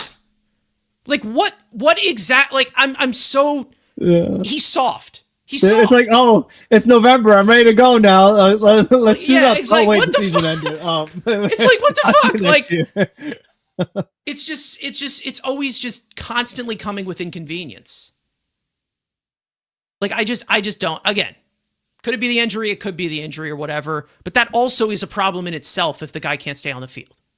Like that's just another one of those things where it's like, is he dependable enough? Is it worth it? I don't know if it is. I really don't. I really don't know if it is worth it. And maybe the contract is what is saving it, but I'm definitely seeing Senga as a future part of this team. It's disintegrating. That thought is disintegrating real quick. Very, very quick. Because there always seems to be something. Always seems to be something. And you can't deal with that on a regular basis as a major league team. For some reason, the Mets are still volunteering to do so.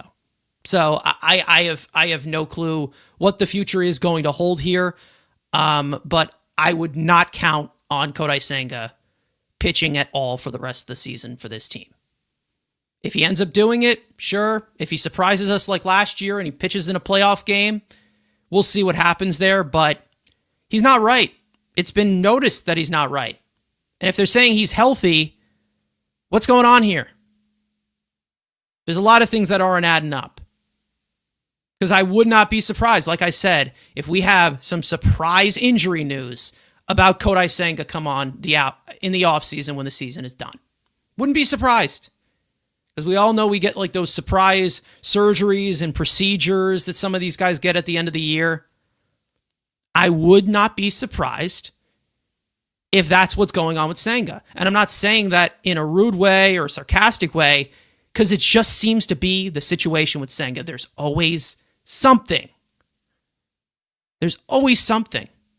You can't depend on him. He's not dependable at all. Whether he's talented or not, is the talent worth it? It's the same question we asked with Jacob deGrom. Is the talent worth it to deal with these types of injuries? Apparently it wasn't. Apparently it wasn't, and they let him go. So I'm not saying that Senga should be in the same conversation as Jacob deGrom as of right now, but if you're not available, you're not available. If you can't stay on the field, you can't stay on the field. They're going to find somebody else that can. Like I don't know. I don't know how to articulate it into anywhere else, but like you can't depend on this guy to go out there every 5 days. You can't.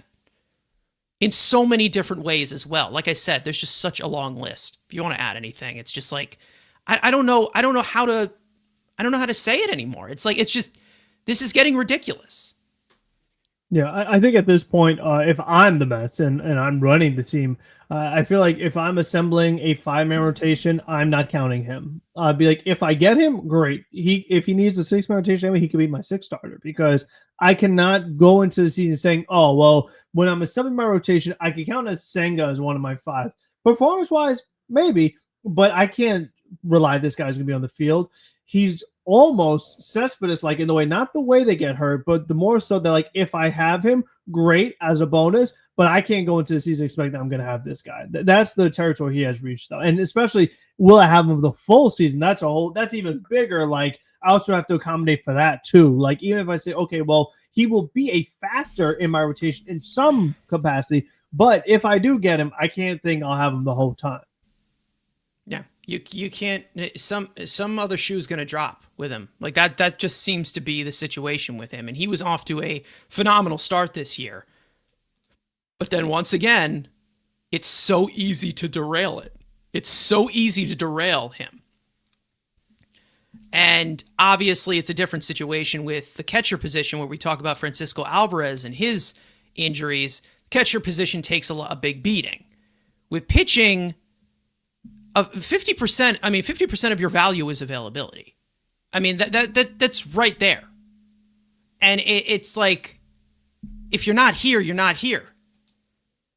Say what you want about some of these, back end pieces, which you can compare him to that because he's making that type of money. Guys like, you say what you want. Patrick Corbin's been awful for a while, but he's out there every 5 days. He's out there giving innings to his team, whether it has been the Nats for the last 2 years or he's with Texas now. So it's like, if guys are available, they're available. Like, if the guys are out there, but when you talk about, frontline guys, they also need to be dependable. And they also need to go out there. Hopefully that is something that we get with Nolan McLean. I'm praying that we don't get a repeat of what happened 10 years ago with the young pitchers. But it's like, pitchers get hurt. If they're not available, they're not available. And this is another reason as to why I say, keep it flexible. You don't need to pay out big with pitchers because it's not going to be worth it. 100% won't be worth it. It may look good on paper, it may look shiny in fantasy baseball, but it isn't worth it for the headache of the amount of injuries you see at this position or the amount of situations. Because like I say, we say this all the time, pitching is not a regular motion. It isn't. So you're going to get irregular situations. But when the list starts to add up like we're getting with Kodai Senga, yikes. Rough situation. Let's just say that. And having him sign down for 2 more years of how many innings are we going to get out of those 2 years? I don't know. I really don't know. And it scares the living crap out of me. Anyways, speaking of scaring the living crap out of me, the Marlins. The Mets, obviously, in a really huge state of the season. Final 3 games. This is what it all comes down to. We already hinted at it at the beginning. They got to leave it all out on the field now. They have no choice. They currently hold the final wildcard spot by a game. 2 games ahead of Arizona, who's on the outside looking in. Miami was just eliminated, so they have nothing to play for, which is usually the case. Some of us would say maybe this is a team you can beat and you're in the driver's seat. But as history has shown, that hasn't been the case. So you never know what's going to happen with the Mets versus Marlins. But what we do know is some of the starters, which I'm going to show you guys as for the probables for this Mets versus Marlins series. Game 1, Brandon Sproat will start the series opener, looking to shake off a Mets defensive shit show behind him last time out. He'll face the struggling former NL Cy Young Award winner, Sandy Alcantara, whatever we're calling him now.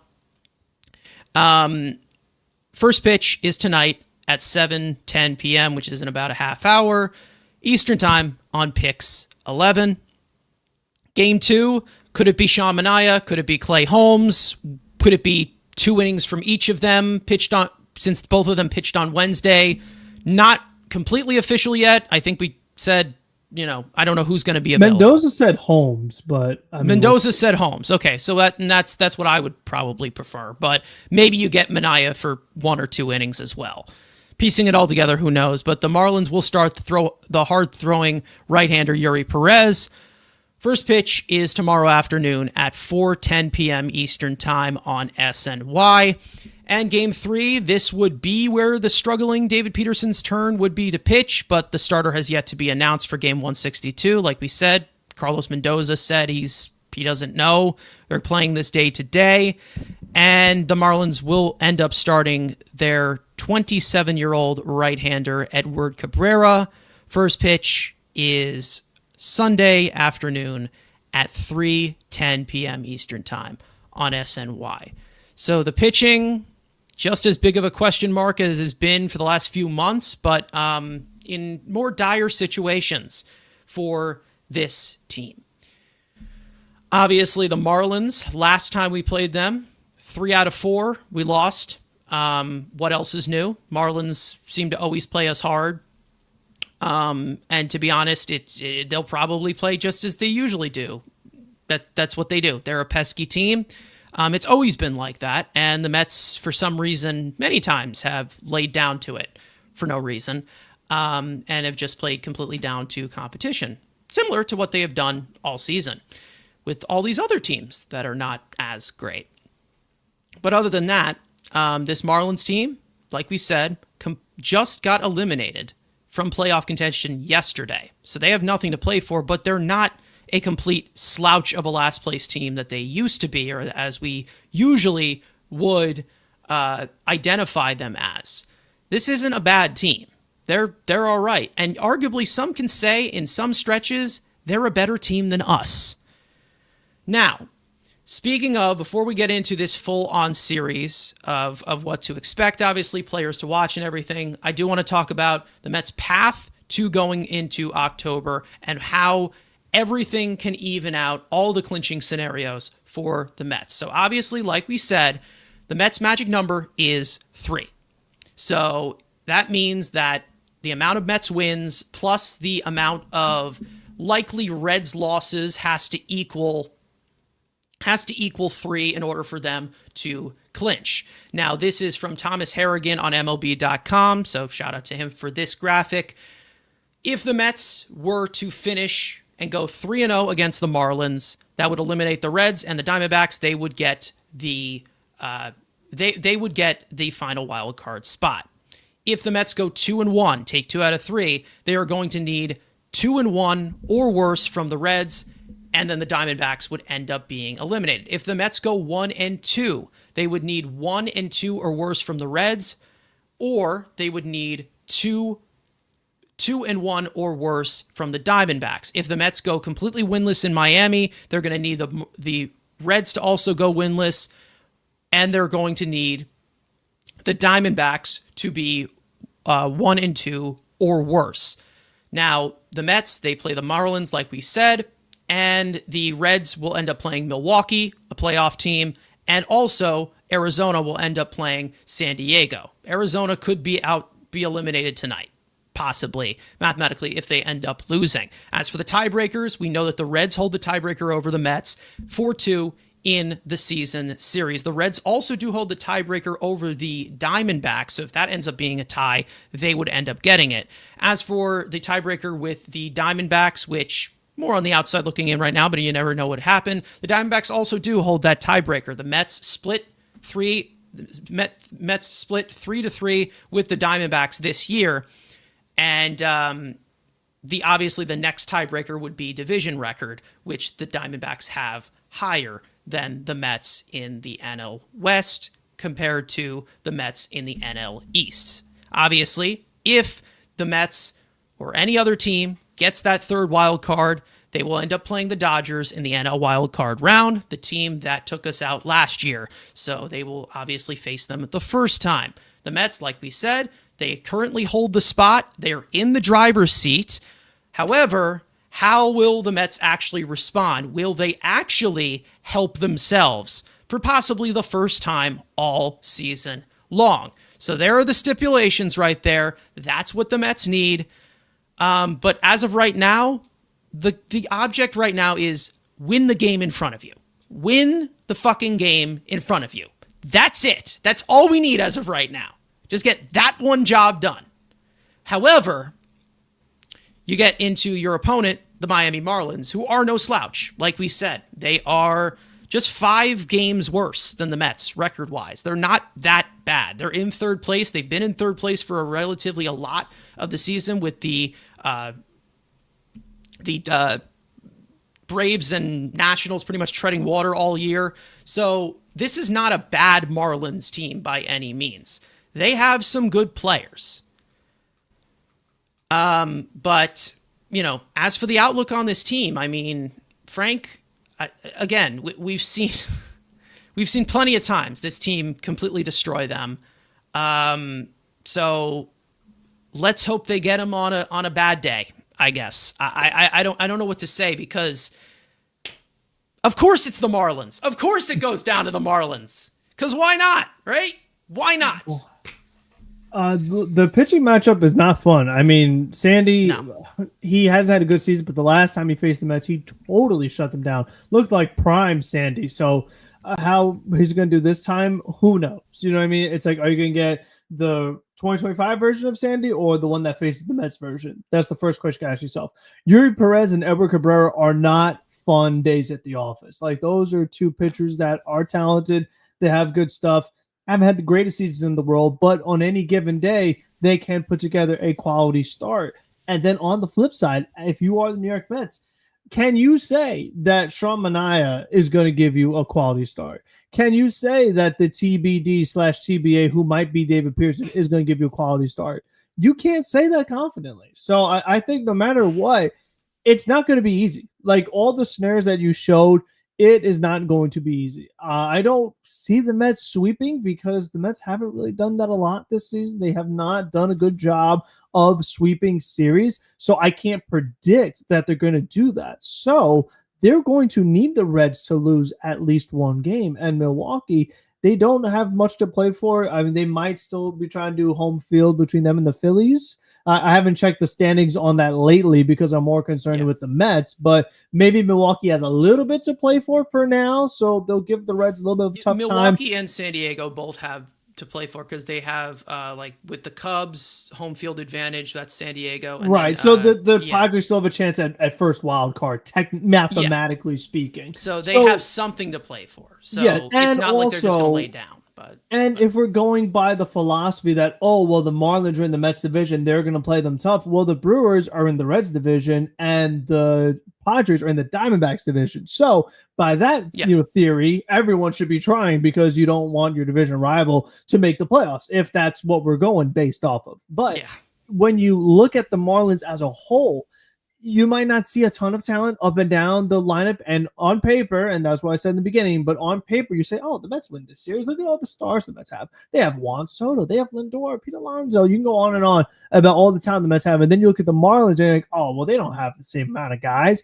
It doesn't matter. Talent does not always mean that you're going to win games, and especially when it's Mets Marlins. They've had way, way, way worse teams than what they have this year that have beat the Mets, good Met teams, far too often. And because of the games that the Mets have lost to the Marlins earlier this season is why this series means so much. And like you mentioned, whether it's the Nationals, all the other teams they face, all those lackluster performances, all those embarrassing losses, all the games that they blew, all the games that didn't come back in the ninth inning, all led you to this point of needing to do very well in this series. Not win a game. You need to win multiple games in this series to really feel like you have a good shot, because can I bank on that the Reds are going to lose, to get swept, that the Diamondbacks are going to get swept? I mean, they're fighting for their life too. You know, they want to make a good story here. So I just think overall it's going to be tough. Like, it's going to be close. That's the thing that I know for sure. These games will be very tight, and we'll see what they're made of. Like, again, it's a good test in a way. It's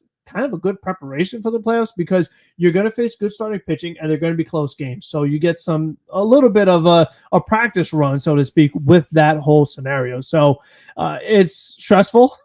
Anytime you face the Marlins in the season, like, no matter what you think back to those years where it didn't work out, you want to flip the script. I mean, that you really want to give you some positive energy and feel like you could trust the team and have some confidence. But again, like we said, they've just had so many different things go wrong for them this season, whether it's they're playing the field, the bullpen, the rotation, the lineup, the hitting with runners in scoring position. And we've seen so many different issues pop up for this team, not hustling, not sliding, not knowing what base to throw to, mental mistakes, like all the different things that have gone on this season, bad managing. Like, we've had so many different things lead us to having a record barely above 500.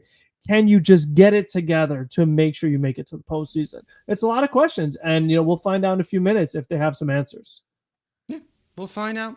It seems like a lot of their hitting has been middle of the pack, except for the power department. Obviously, on this Marlins team, Jacob Marcy, ever since he was called up, has been phenomenal for them. He's been their regular leadoff hitter. Obviously, Xavier Edwards. That guy gives me nightmares. I hate that dude. I'm sure he's a nice guy in general, but if I see him on the field, I get pretty scared because he just destroys the Mets. Kyle Stowers is injured, so that's their best hitter. That's huge. OPS over 900. Yeah. Their only all-star. He was fantastic. Has had a phenomenal season. It was cut short due to injury, so they will not see him. But like I said, Jacob Marcy, he's had a really good stretch since getting called up. I mean, they've had some other guys who have contributed fairly well down this stretch and has given them some promise for their future. Will they build on it? The Marlins usually don't, but they look like they are going to build on it, and they look like a World Series team when they play us. So what the hell do we know?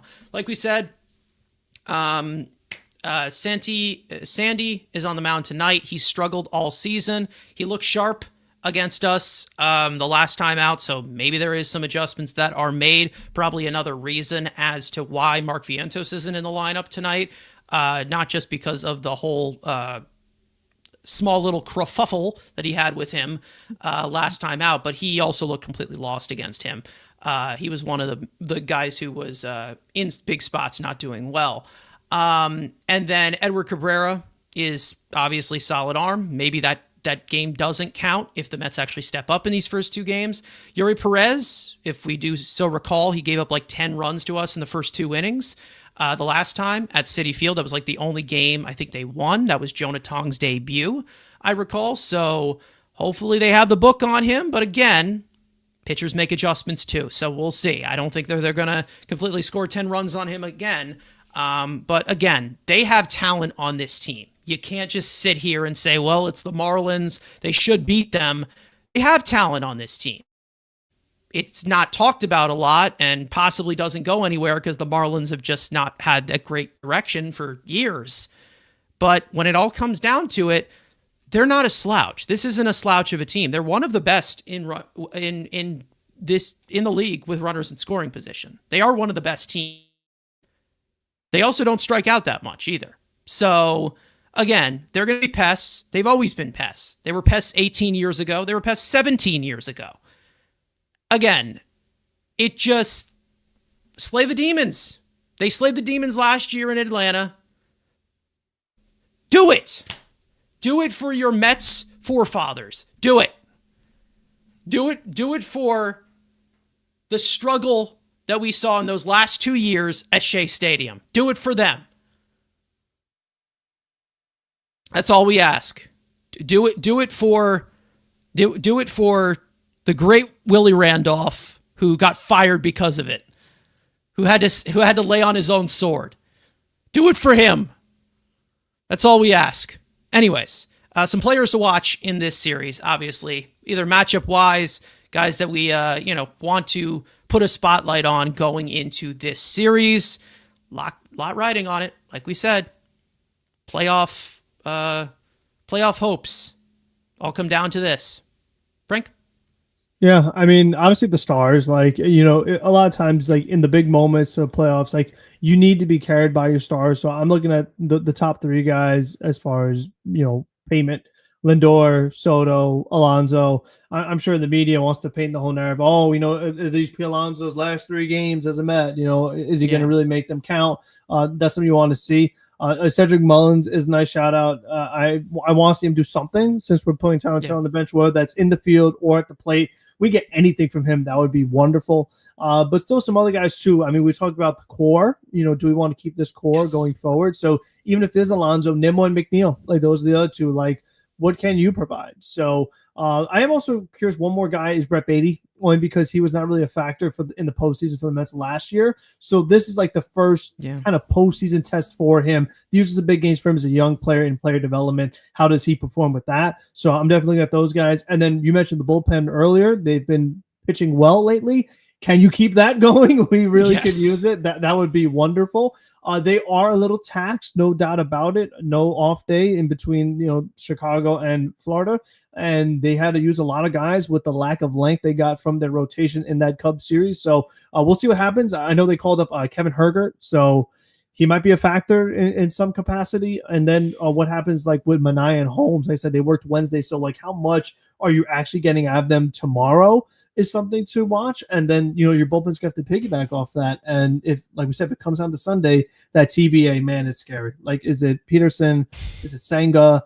Is it the bullpen? I also see some rumors they might call up your guy Ross. I think they're also talking about it. But I mean, wow, you want to talk about throwing a kid into the fire? Oh, we'll wait till the dang near playoffs to call you up. Yeah. Like, could you put him in a tougher position? Maybe we should have done that a little earlier. So there definitely is a lot of questions that need to be answered. But it's here. You know what I mean? Like, we can't run from it. They have to play these games. There's going to be a winner and loser. One team's going to make the playoffs. Two aren't. Who's it going to be? Yep. Well, for those of you who grew up watching the 07, 06 teams, this is going to be a rough one. This is going to be a very nerve-wracking one. Slay the demon somehow. And I swear, if they start blowing it and SNY starts showing those games and talking about it, I'm going to be very heated. Just turn the game. Turn the game off. Just turn the game off. I have to do my Frankly post game. I can't turn the game off. I can't follow on your phone. People down. Follow on your phone. Oh, well, I mean, we obviously. I mean, every we could single have followed the phone in 07 and 08. We had to sit there and take the punishment. And we enjoyed it uphill in the snow. Yeah, exactly. Francisco Lindor always has a great career against Miami. He's always seems to be the Marlin killer out of all of them. Juan Soto has a good career against the Marlins. He should probably have a good career against everybody. Yeah, with the Nationals especially. Yeah. I know that Alonso and Nimmo struggle a lot against Sandy. So I don't know what's going to be the deal with that. Hopefully there's some adjustments that are made. I'm pretty sure McNeil has a good career against Sandy. I mean, we can hope so. McNeil, he's been struggling a little bit too lately, so that's going to be a tough one for sure. I mean, they're facing 12 for 37 against Sandy Alcantara. He has a home run, 3 RBIs, and he has a decent amount of walks too. So that would be good from the middle part of the lineup. And then the last guy that I'm going to, obviously, I'm going to actually talk about Brandon Sproat, who I think Sproat is definitely a key to this. I think that it is lined up well for him. He doesn't have Vientos in the field. He does not have, the infield is set probably to the best defensive ability as of right now. McNeil and Nimmo are 9 center. Marte's not in the outfield. He doesn't have Siri the way that he screwed him that way. Obviously, Mullins has not been great defensively, but keeping the ball on the ground, we know that he is, big sinker ball pitcher. He gets ground balls. He's effective. He could be explosive if he needs to, but again, utilizing that sinker, able to put the ball on the ground, I feel like that is going to be a recipe for success now that he has Beatty at third base, who's obviously been the best out of him or Vientos. And then, up the middle as well, your best defenders. So I think it'll be probably a little bit more. It should be. Hopefully it is. Hopefully the ball rolls the right way. But extra base runners always seem to be the thing that bites this team, especially against this Marlins team. We've always seen them give up these extra base runners, and it brings in like this big avalanche and this pesky little avalanche of them scoring up crooked numbers throughout the games. So let's just say if we see 6 runs in the first inning tonight, it better be from the orange and blue. Or I feel like we're going to cut to a Frank post game of him he's completely bald and his skin's completely gray. And he's just going to be like, it happened again. Anyways, Frank, before we wrap up this regular season, fate will be the fate will be decided in these next 3 days. Yeah, get it done. Don't be a total failure. Don't totally collapse. Get it done. This is it's ridiculous that it's gotten to this point, but this is where we are. If you're ever going to win a series, please do it now. Like, you kind of have to, so please do it. Yeah. It's the Marlins. We know there's a history here. It's rough. So change the narrative. That's all I ask. So other than that, we're going to wrap it up here. Thank you guys so much for watching. We hope you guys enjoyed the conversation. For those of you watching or listening, on playback, you want to join the conversation live in the future, make sure to turn on those post notifications to know when we go live.